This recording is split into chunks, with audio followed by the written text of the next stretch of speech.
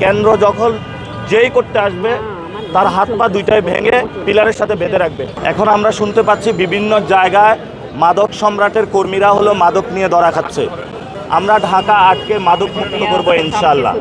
এবং সাথে সাথে এখানে নারীরা আমাদেরকে জানিয়েছেন তাদের বাসায় হলো গ্যাস থাকে না, পানি থাকে না। তো যদি এটা না থাকে তাহলে রান্না করবে কিভাবে? এর জন্য হলো আমরা গ্যাস এবং পানি সংকটের সমস্যার সমাধান করব এবং ব্যবসায়ী ভাইদেরকে আমরা নিরাপদে ঢাকা আটে ব্যবসা করার সুযোগ করে দেব। অনেক হকার্স ভাই রয়েছেন, ছিন্নমূল মানুষ রয়েছেন, তাদেরকে আমরা একটা লাইসেন্স দেব। এই লাইসেন্সের অধীনে মাল্টি কমপ্লেক্স আমরা ভবন নির্মাণ করে সেখানে তাদেরকে ভবন নিরাপদ করব এবং তাদেরকে সেখানে বরাদ্দ দিব। তাহলে ব্যবসায়ী যারা হকার্স রয়েছে তাদেরও সুবিধা হলো, মানুষও সেখানে গিয়ে মার্কেট করবে।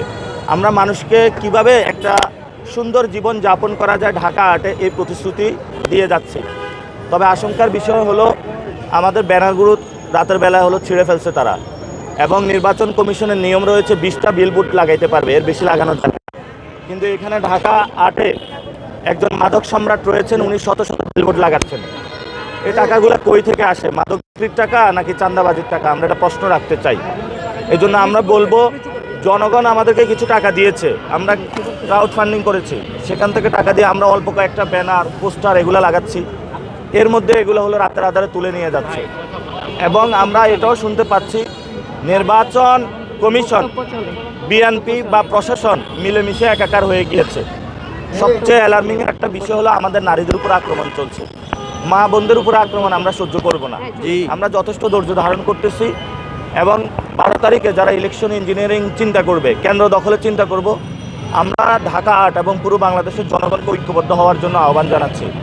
কেন্দ্র দখল যেই করতে আসবে তার হাত পা দুইটাই ভেঙে পিলারের সাথে বেঁধে রাখবে। কারণ আমরা একটি নতুন বাংলাদেশ চাই। নতুন বাংলাদেশে আমরা কেন্দ্র দখল চাই না। এবং 15 বছর ভোট দিতে পারি নাই, আমি নিজেও প্রথমে এবার ভোট দিব। আমরা যদি ভোট দিতে গিয়ে দেখি কেউ কেন্দ্র দখল করতে আসছে, আমরা শক্ত হাতে তাদেরকে প্রতিরোধ করবো ইনশাআল্লাহ।